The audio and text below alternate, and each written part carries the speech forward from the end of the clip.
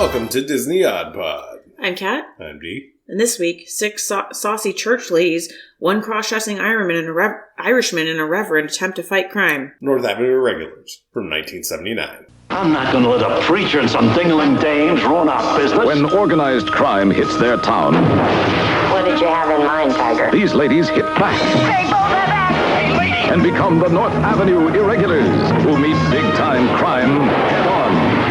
Who would suspect a bunch of dingling dames? Nobody does it like the North Avenue Irregulars. From Walt Disney Productions, rated G. What these ladies do to organized crime is really criminal. Oh, I wrote 69. Yes, it was definitely 79. Definitely a very 70s movie. Yeah, definitely a 70s movie. I don't really... What can you really say about this film? This piece of cinema? It's a wacky tale of two different movies. It really is. The first half is... Slow. Very slow. And the second half is just nonstop... Action and People hilarity. People in cars. And it's funny. The second half is funny. Very funny. I didn't think we'd ever have a demolition derby in a Disney movie. Yeah, no shit. But That's got what it was. That's really what it was. It's like, oh my goodness. It was definitely some interesting cinema, that's for Yeah, sure. It was, yeah. I don't know what was going on. Most of the movie, honestly, I didn't know what was going on, but that's okay. I have no idea what's going on. I don't think most anybody knew. I took a lot of notes, and they were just still just nothing. Well, there was a lot of Lady in Car Answers Radio. Yeah. That was pretty much the summary of this movie, was Lady in Car Answers Radio. Right, right. And you cannot watch this on Disney Plus. You have to watch it on Amazon Prime. You I don't know why rent it's not it. on Disney Plus. There wasn't really anything inappropriate. Maybe in like it. gambling, the mob. I mean, I was reaching. I don't really know why this is not on Disney Plus. It's kind of weird. it seems like something that would be on there, but I don't know. Okay. Maybe it's too religious. Who knows? I mean, I guess there wasn't even... And I'm someone who's very sensitive to the overabundance of religion in movies, and there was really... None. It was about a church, sort of, but it was Yeah. not your typical church movie. Okay, so you can watch this on Amazon. You have to rent it. $3.99. $3.99 at the time of this recording. The North Avenue Irregulars from 1979. Comedy, kids, action, suspense.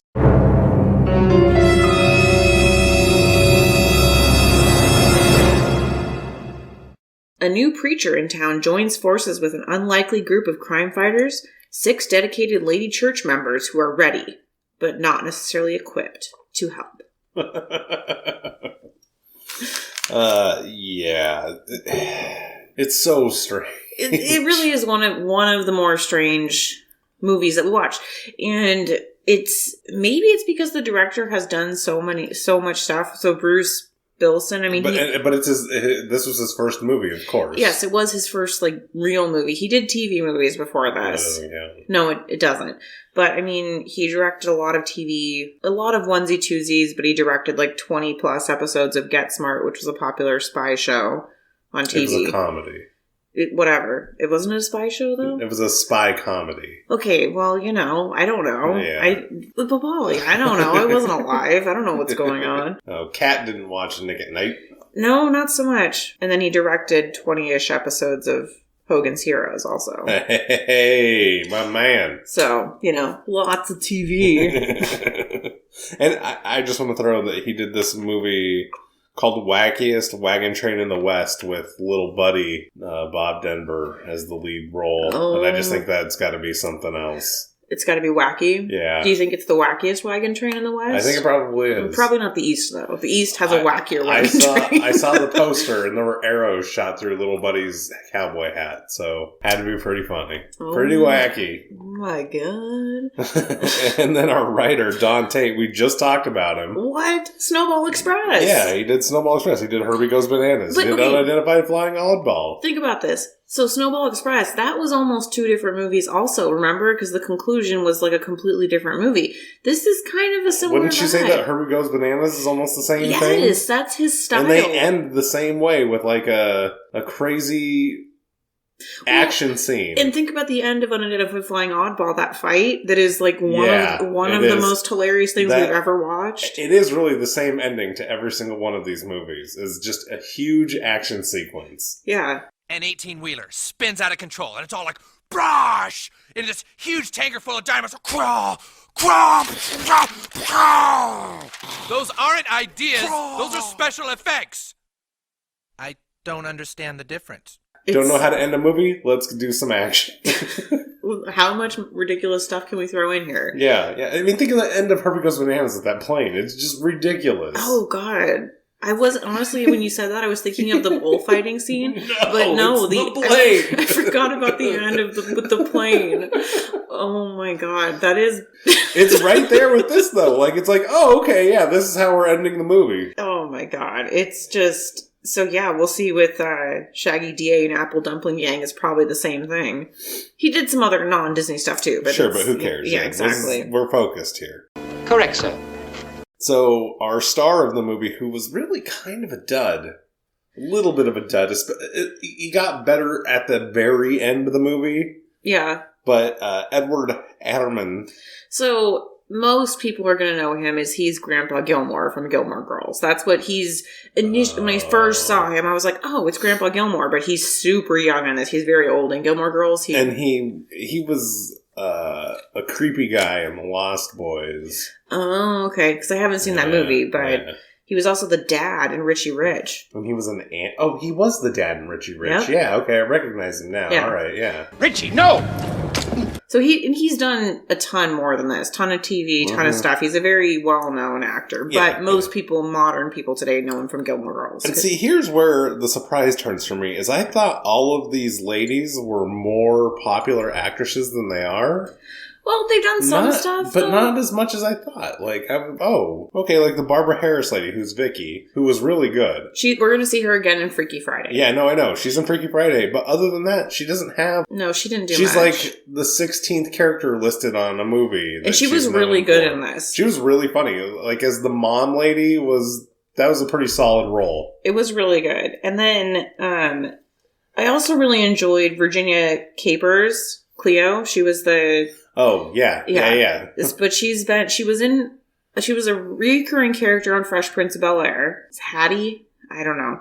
But she was in The Toy and Howard the Duck. Those are kind of her. Yeah. But she was really good. I don't know why she hasn't been in more stuff. Let's see here. The lady who was Jane, Karen Valentine, she had done like a 5-year role in the TV serial Room 222, but other than that, not like nothing. No, just tons of TV, like TV episode here and episode there. You know, like most actors, that's the common story. The lady that was Anne, her biggest thing is that she was the kind of mother-ish figure in the TV show Webster. So, Anne, that lady, Susan Clark, she looks like she could be related to Chloris Leachman. Like, they look... a little bit, kind of similar. Yeah. But Chloris Leachman, who was, again, amazing. Yeah, she's fantastic in everything. She's fantastic.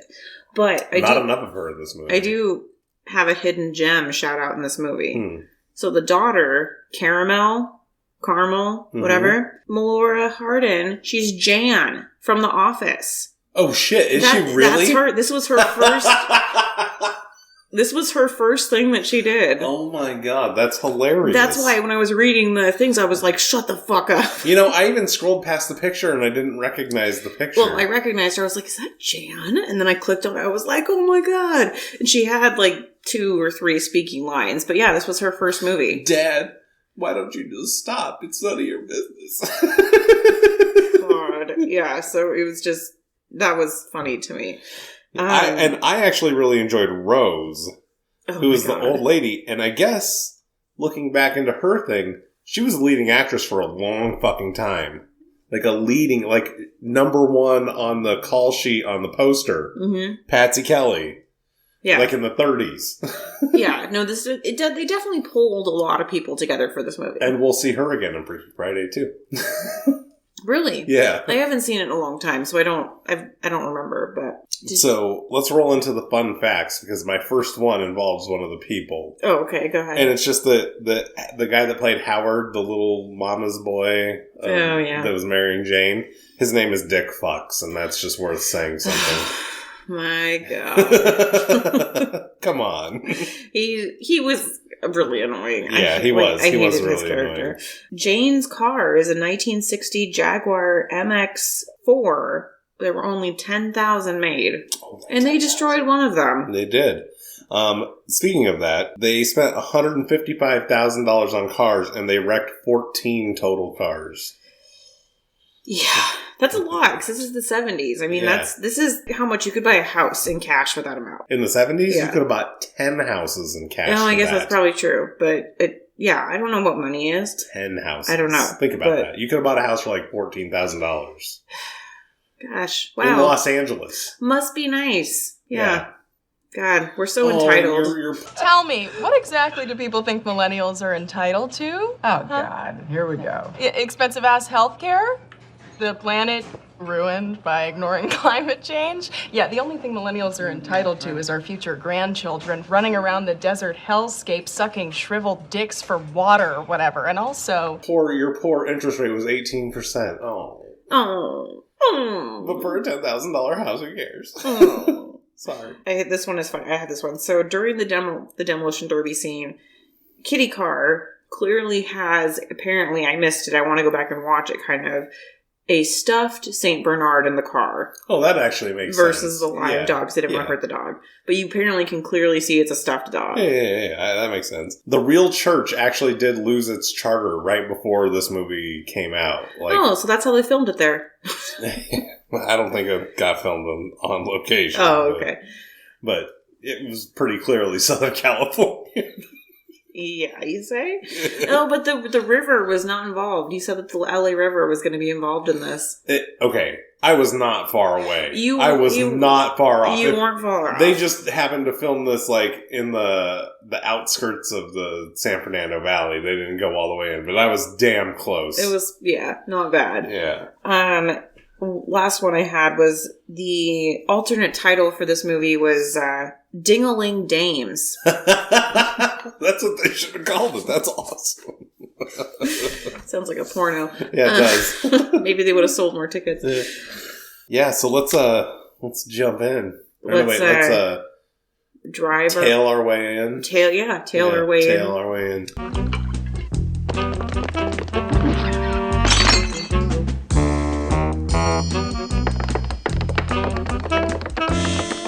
Oh boy. So we start off with this incredibly long, wacky animated intro. It's so long. But I was getting major emo detective vibes right off the bat. So was I. But it's nothing like that. It's very long. The intro was very long. It had to be at least 5 minutes. Yeah, and this movie's only 139 minutes. It's not a long movie, but it was a long scene. Right into a very long intro where these kids and their dad roll up to this church and they immediately are like, yeah, cool, let's go run around. And they go to the bell tower immediately and there's some guy on the roof painting and they decide they're going to ring the bell. And so then it causes this whole kerfuffle of this guy's hanging off the roof. All these ladies are running around trying to get a sheet to catch him. Well, they're running around like they don't know what to do, and they're all talking at once, and then all of a sudden, get the ladder. Oh, the ladder's too short. Oh, let's take the ladder upstairs. And try and catch him. Well, they got him. Yeah, sort of. But then they have a blanket, and they're running around with the blanket. It's a whole wackadoodle. Yeah. Opening it's very scene. wackadoodle. So then the pastor, after all this, he meets the gang, all the people, all the main players of the church. Okay. And the best part of this, when he meets Chloris Leachman's character, she's already trying to get it, and I was having a callback to Herbie Goes Bananas with the captain. I liked her red fucking talons. Yes. It was, the whole thing was just... those weren't nails, they were talons. I was like, oh, you're already trying to get it. This is amazing. I think her whole thing and her whole life was her just playing a horny character. It warmed my heart to see the return of that character from Herbie Goes Bananas. Yeah. And so he's settling into his office, and this Ann lady... who I can't stand. So she was the previous pastor's daughter and had grown up in the church. Yeah. But she's all being weird, and I'm like, why are you being so weird? Because she wants to take... Well, really, because she should be taking over. It should be Pastor Ann's church now. Reverend. It's Presbyterian. It's Reverend. I don't know, but they kept calling him Reverend. I don't know. But I don't know what the difference is. I don't really either. I know that if you're a reverend, you can still have sex. Well, and a pastor, too. Yeah. But a pastor doesn't wear, like, the collar. Oh. A pastor just dresses however they want. A pastor's like, I'm cool. And a reverend's like, I'm a little more serious, but I'm not quite a priest. I feel like reverends are like the most normal ones. Do you remember that reality show, Preachers of LA? No. Why would I watch that? It was on MTV and it followed around these preachers of these mega churches and their blingy cars and like how much money that they had. Yeah. It was ridiculous. Preachers of LA was the name of the show. It was great. Yeah. So yeah, she's all telling him like, oh, you can't let anyone else in the church do anything, which is the worst. But it was true. You can't trust these people to be in charge of anything because he calls in Mrs. Rafferty and is like, hey, you can be in charge of the emergency fund, which, what did he call it? It was like the side fund? It was the sinking fund. Sinking fund. Because it's like, if you're sinking, use this fund. Which I'm like, make her in charge of the arts and crafts or something. Don't put her in charge of your money. So immediately her husband bets it on the horses. And so he takes her off on his motorcycle, goes into some alteration sewing place to go meet Harry the Hat so that he can try and get the money back. Well, he's not going to get the money back, and he's like rooting for his bet to come in. This part was actually really funny. At first, he's like, he has to take his pants off for some reason. Well, so he can't run out with any money or anything. It's a design. Oh, okay. I see. I didn't think about that. But at first, he's all like, I just want my money back. And then he's trying not to cheer on the horses, but then he's just cheering it on, but his horse doesn't win. Yeah, of course his horse loses. And he's like, hey, you need to give me my goddamn money back or I'm going to call the police. And they're just, let me take you into the other room. Let me help you out. And they just kick him out. Yeah, so he has no pants on. Ha, ha, ha. And they close the front door so he can't come back and get his pants. So he has to... And this is one of the weird parts. He rides on the motorcycle back without Mrs. Rafferty. She's not on the bike. Where did she go? I don't know. He just like abandoned the old lady downtown. Well, I guess her husband came and picked her up. And he can drive. But everybody is like freaking out. And it's one of the funniest scenes with the little girl. Why does he have no pants on? And she's like, well, we don't ask why. And she's like, wait, well, why don't we do we have to pretend like he has pants on? Yes, we do have to pretend like he has pants on.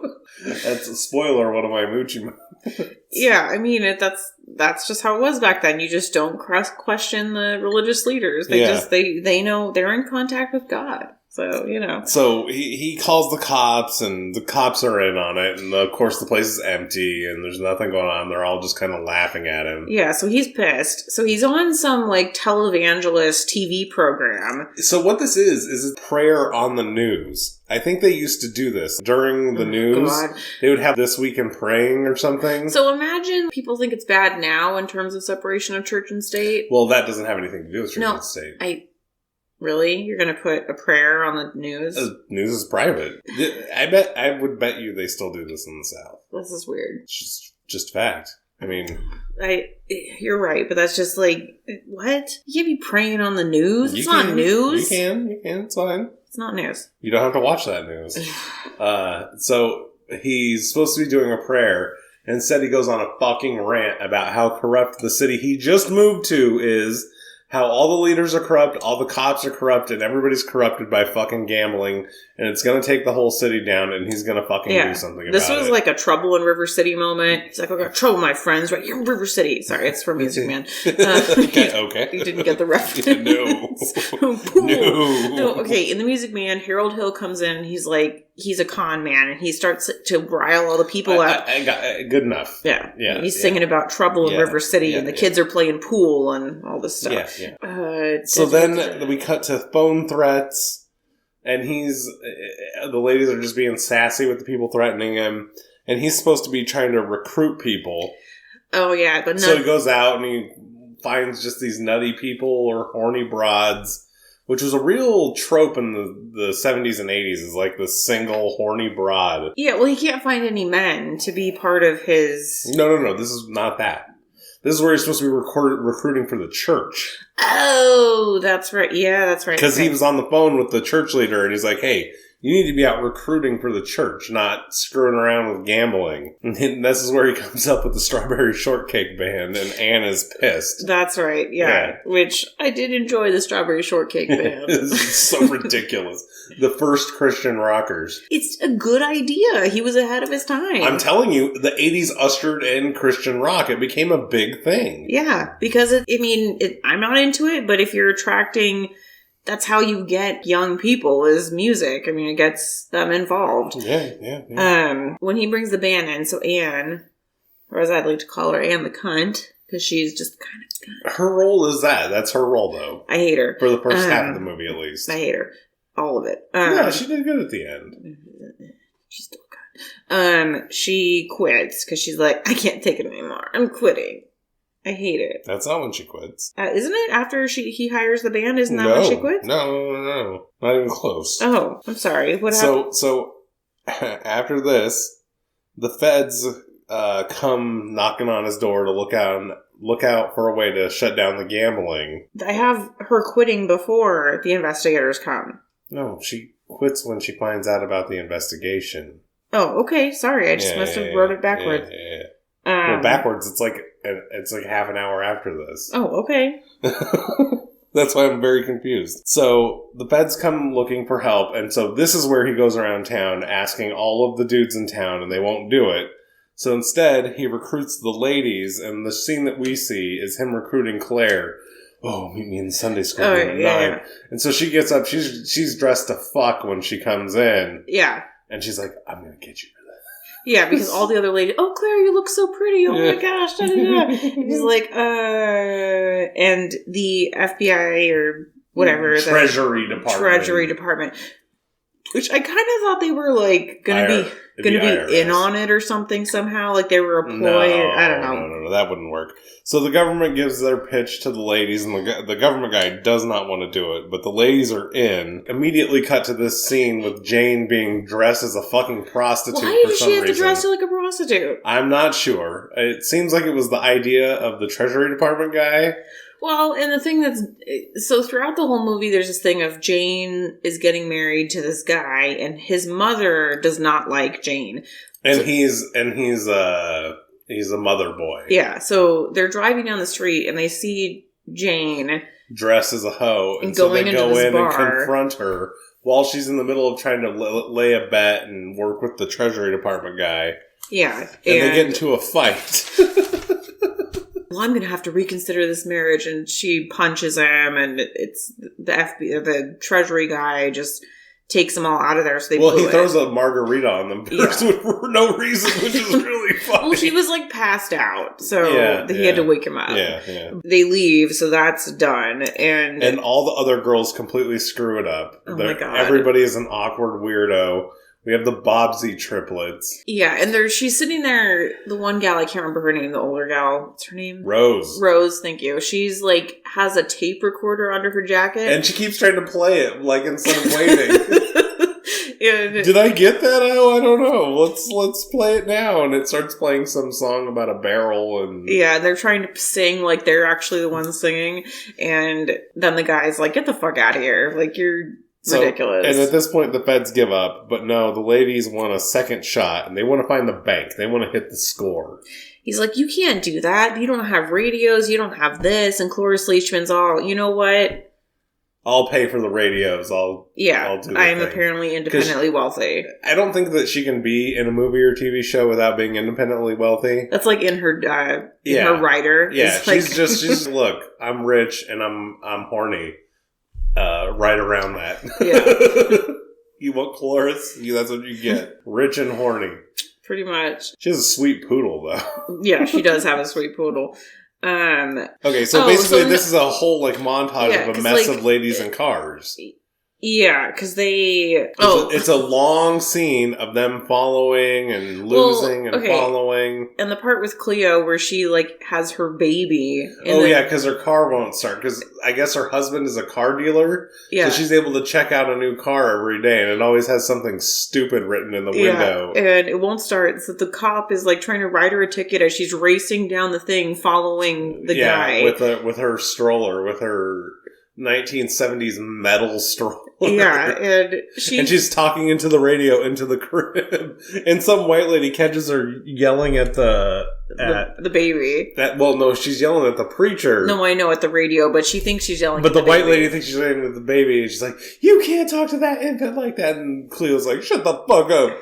Pretty much, in a Disney-fied version. But yes, I really actually enjoyed this part quite a bit. Yeah, it was very funny. I appreciated that they had her in the movie because she was, she's not a white lady. And she was kind of larger for the 70s. Larger? That bitch was huge. For the 70s, yeah. I mean, and I was like, wow. And she was really good. Like, you cast a real person in this movie. It was great. And she can run. When she was running at the beginning scene when the guy's on the ladder, I was like, whoa. Yeah, it was. And she's the only one who's... Because the thing was, when they were trying to radio all the different people, they were like, oh, I can't. I'm with my kids. Or I'm da-da-da. She was the only one who was like, yeah, I'm ready. Well, Vicky was ready with her kids. She just had 50 of them. It was never clear how many kids she actually had. I think 3 or 4 of them. I think 4 of them were hers. Were they? Yeah, I think so.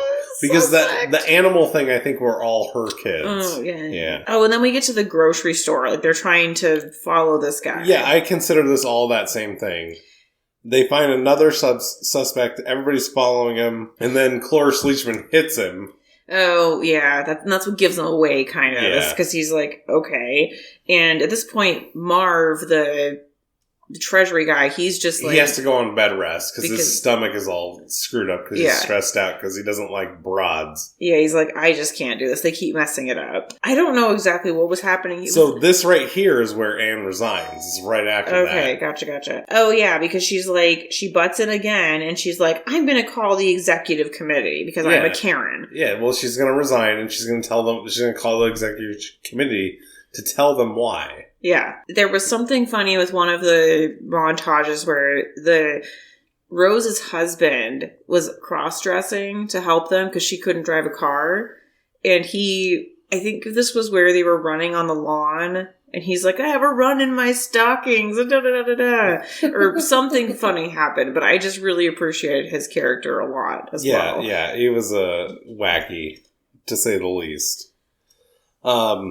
So then we get a scene of them in church with the strawberry shortcakes playing, and everybody's like awesomely digging it. And this is another 5-minute useless scene. Yeah, and they're playing a full song, and Jane's rocking the organ. Yeah, it's an organ. Yeah, and it just totally offends her future mother-in-law. While everybody's rocking out and enjoying the thing, even the 90-year-old parishioners, the 2 mob guys pop in and ID Chloris Leachman. Yeah, and luckily, what's the passage? Mike? Yeah, right. Mike sees it and is like, whoa, whoa, whoa, whoa, whoa, whoa, whoa, whoa. Yeah, and then there's the scene right after this where the daughter is like, Daddy, you gotta stop. Can't you just be a pastor? Can't you just be a reverend and a daddy? So then the church gets bombed. It gets blown up, and for some reason, Anne is outside. It was weird. She was pulling up with a box to get her shit. She quit. She was going to go into the church. That's what it was. If she had been 5 minutes earlier, she'd be... That looked like a cake box or something to me. I was very weirded out by She pulled up to get her stuff, and as she's getting out of her car, the church is bombed. And they have a fire hose there, apparently. Yeah, self-sufficient, man. I don't know, but it's... Apparently now Anne's on board. She's like, this is my church. Yeah. Well, I mean, they blew up her childhood. So she's like, no, fuck that. We're gonna catch these people. And then she ends up being, of course, because she's super effective, the most effective person on the team, even though they call her rookie. She's able to locate what term did they use? The bank. Well, no, they didn't find the bank yet. She's able to locate like the certain truck, the pickup, like the person who's delivering all the money. Oh, well, wait. She joins, and then there's more like super crazy car chases. A lot of car chases. Well, okay, I'm sorry, but if you're trying to follow somebody, they whip a Yui, and you don't whip a Yui right behind them. Yeah. So that they can see you. Like, you gotta be a little more subtle than that. No, they're not subtle. It's just ridiculous. Yeah, we're tailing you. Whatever. To the point where they just can't go to the bank, so they have to go into this garage and completely change out the facade of their vehicle. What they do is they, like, hammer a camper over their cable TV van, which actually checks out a little bit. Yeah, and he's like, I can't shake them, boss. They're so crazy. His boss is mad. And at some point in there, the mob guy's like, hey, if they get too close to here, you gotta hit them. Which never happens, which is interesting. And then we go to the reverend getting fired, and they lose their church. Because I 100% thought the church was going to be involved in the gambling, like the head reverend. Because at the beginning of the movie, when the mob boss was all, oh, we'll put pressure on him, that's immediately he gets a call from the head reverend. So I thought that guy was going to be involved, and that would have made more sense. It would have made some sense. Because here he's like, you're fired. I'm not against that. Like, it doesn't make sense. That may have actually been the case that they kind of cut out. Because we'll get to it, but the doctor and the other one that actually helped them, I think, are the ones that got him reinstated. Not the other guy who's probably a little corrupt. Yeah. So then all of a sudden there's more wacky. They're looking for the thing, and Anne spots the driver while she has, like, the reverend and the doctor in her car. Yeah, and the doctor's a fucking lunatic. Yeah, because she pulls out the radio and the doctor, like, lists off, I'm da-da-da-da-da or something. She works for the government or something? Well, no, she's just playing out her fantasy. Okay. Because what did she call herself? She called herself Anne, some numbers of, like, the crucifixion, not the crucifixion, but it's some religious term that I don't remember. I don't know. But she, is just taking over the radio. She's just like, keep this line clear. Da-da-da-da-da.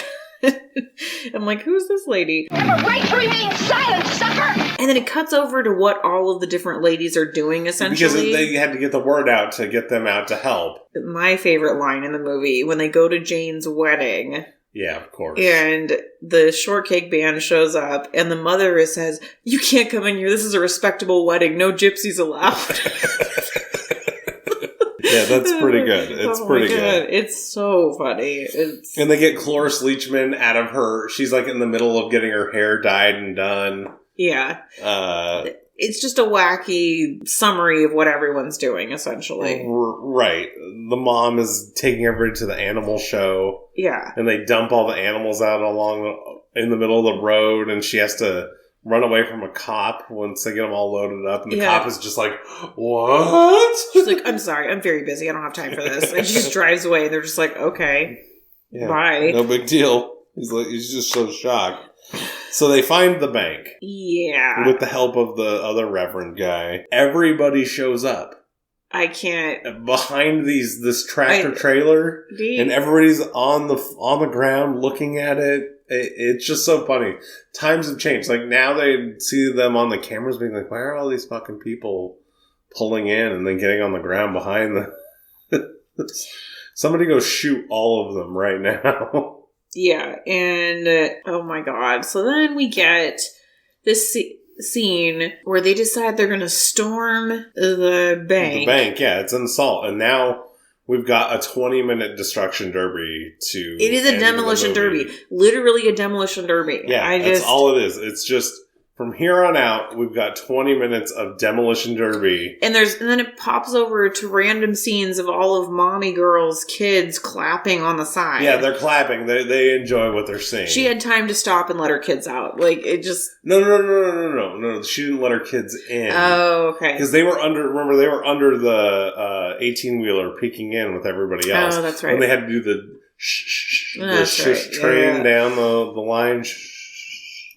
Yeah, it literally is a 20-minute scene. Because when she crashes, she's like, see, kids, I told you I'd be back in a few minutes. Well, and Jane's husband is all just so worried about his car. About his Jaguar. He's like, oh my god, my car, don't wreck my car. Which, in his defense, if they only made 10,000 of them, it's like, yeah. Well, and it was a English car in L.A. We're not going to question it. It's okay. He's got money, apparently. Because it's a very classy wedding. No gypsies allowed. Well, yeah, clearly his mom has the money, and she holds the purse strings. But then, when they're leaving the wedding, he calls her mom. Well, that's a subtle, like, he's transitioning mom to mom. Yeah. Yuck. Yeah. It's gross. Yeah, of course it's gross. Yeah, so they're, and like the preacher or the reverend shows up and he has to chase the guy. On his motorbike.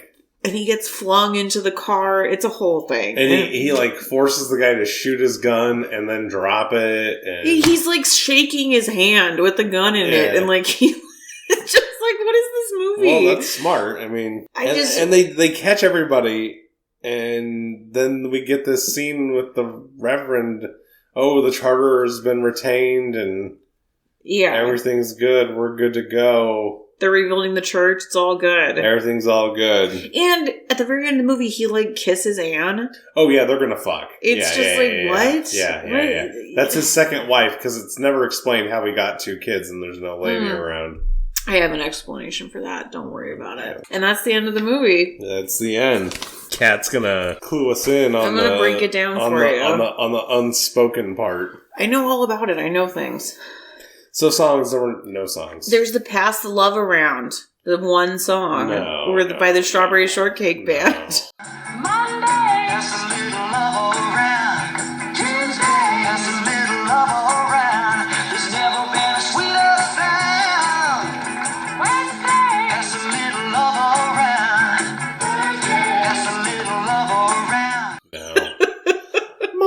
Pass the love round, Tuesday pass the love round, Wednesday pass the love round. Yeah, exactly like that. No.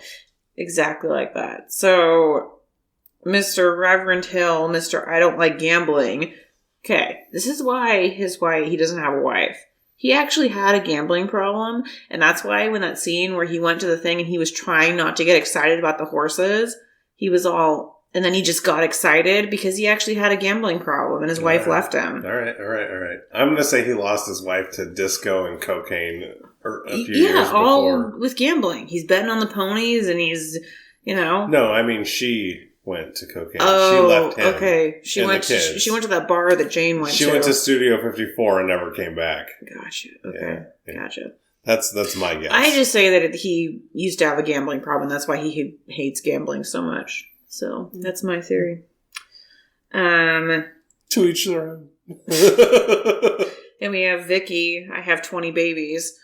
Yeah. And she was great. She really actually was, I think, my favorite. No, my favorite actually is Rose and her husband. They were pretty funny, but I liked Vicky the best. Vicky was funny all the way throughout the movie. Even in the boring parts of the movie, she was funny. Yeah, she was really good. I really enjoyed her. And then, of course, Chloris Leachman. Claire. Yeah, Claire. Thirsty Chloris Leachman. Yeah. It's undeniable. I mean, they were all really good. Like, Cleo was really good. Jane was really good. Like, they were all... All the ladies did a good job. Yeah. All the single ladies. They weren't single. No, not so much. No. Chloris Leachman was. She was single, ready to mingle. Yeah. They're not really much of a villain in this. No, not really. I mean, there's the mob guy, but it's like... But he doesn't do anything. No, not really. There's 2.5 scenes with him in it. They could have had some opportunity with that. They could have had some skrinks in there. Like, they could have... Yeah. The cinematography. Okay. There were some of the scenes they shot next to the organ, so they were shaky. Yes. What the fuck are you doing, Disney? You know better than that. It was, honestly, some of the scenes made me feel sick. Yeah. And I don't know, even the beginning animated intro, part of the animated intro was vibrating, and I don't know if it was just because it hasn't been remastered or what. It made me feel sick, like, kind of like, oh, God, what's going on? But... A little off-putting. Yeah, the cinematography was... Not good.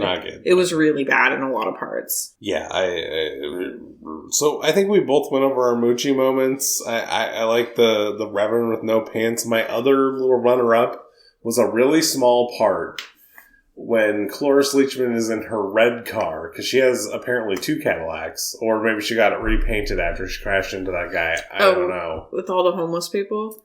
Yeah, and she's like, I expect to be murdered at any minute. Yeah, that's pretty good.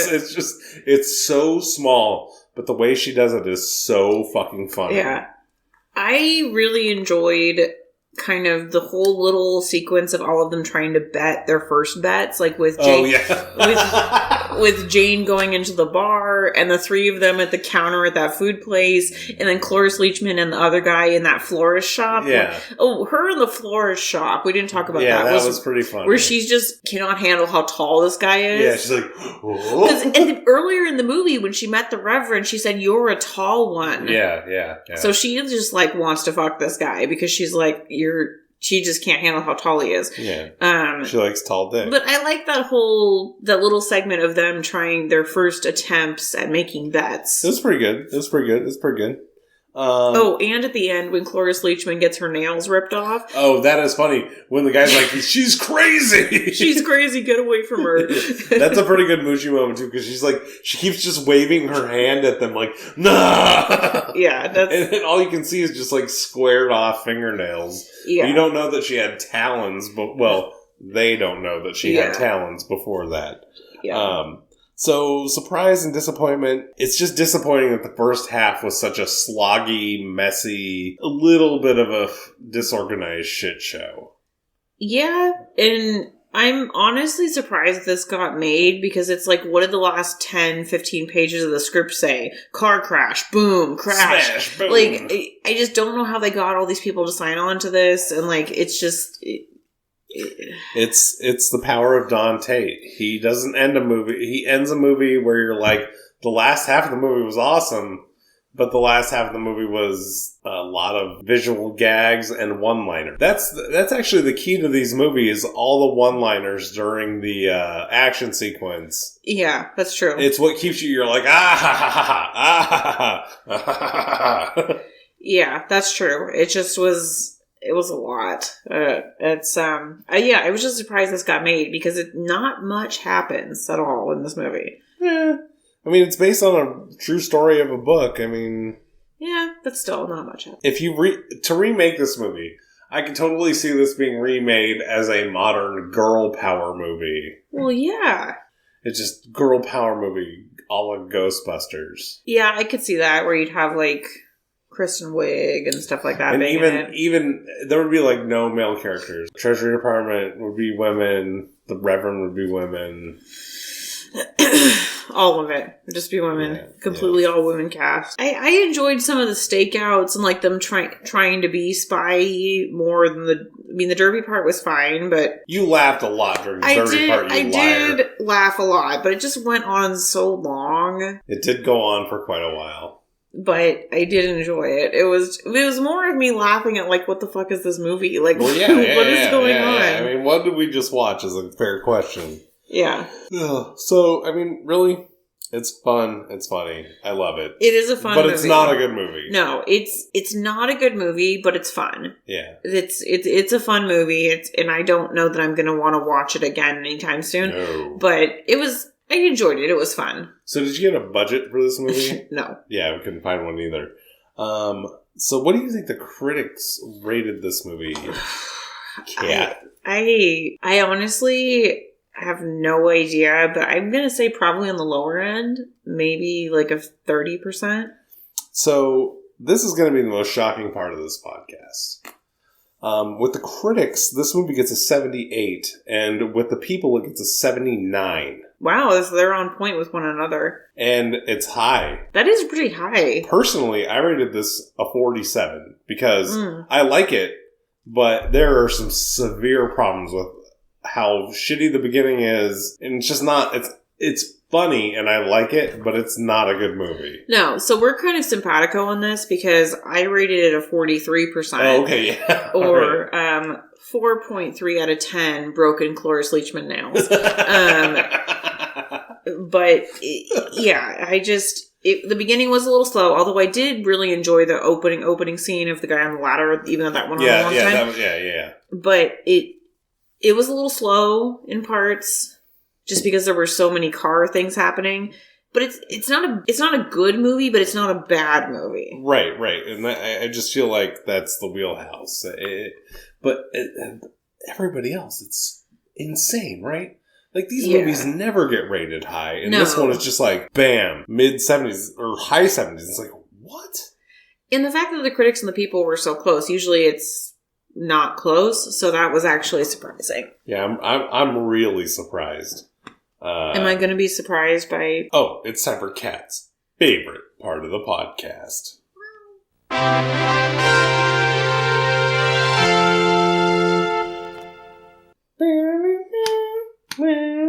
But I mean, am I going to be surprised? I don't know. Only time will tell. Well, I don't know, because we get number 186, which is in the... 90s.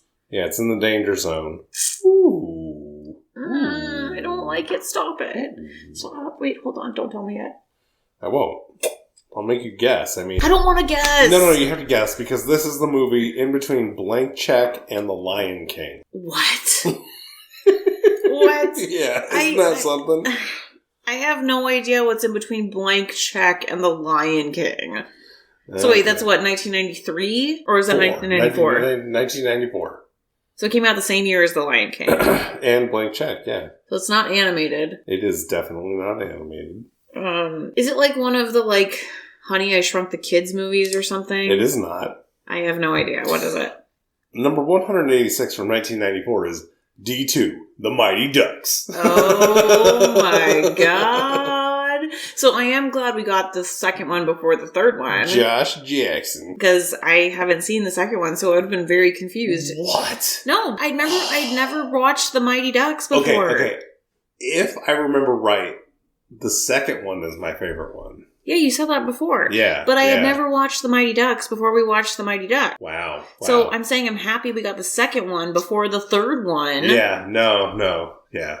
This is great. I am super happy. Are you super excited? Hell yeah, dude. So, D2. Okay, the second one. Quack, quack. So Emilio Estevez is obviously in it. I think almost everybody is still in it. Not the evil coach from the other movie, which would have been rad, but... Damn. So they've already won the championship, so they're posh. What could possibly happen? Is this going to be like a rookie situation where they're like, Emilio, you got to go take your chance, man. Emilio. That's my prediction.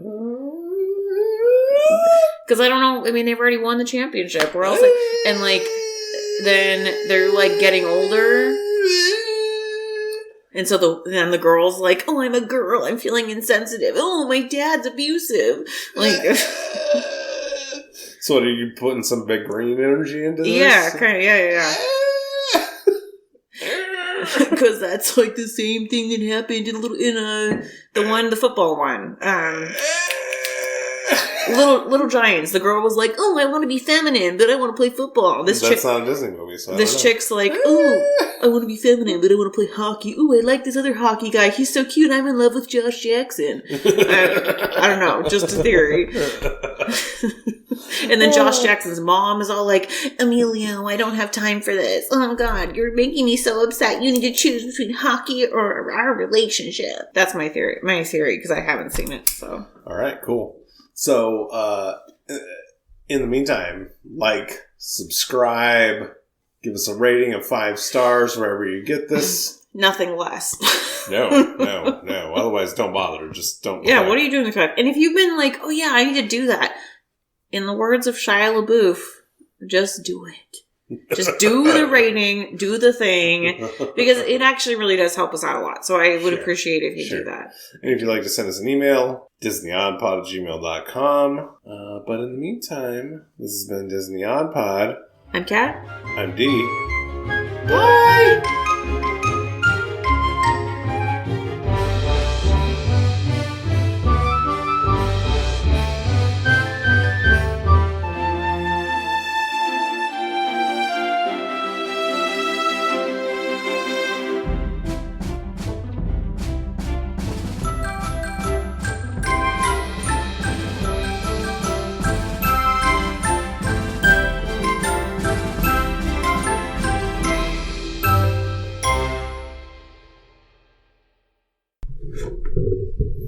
The ongoing saga. Don't start. Of the mic stand who can't hold itself. Uh-oh, are we reaching a point of failure? You know what? Don't start. Leave it alone. No, I have to start. You keep forgetting to remind me. So really, whose fault is this? How dare I? That's right. How dare you? I was like, why am I not finding this on Disney Plus? Oh, because we didn't fucking watch it on Disney Plus. We had to pay $3.99 to watch this. $3.99. Not free $99. $30.99. $3.99. What theme song is that? Hawaii 5-0.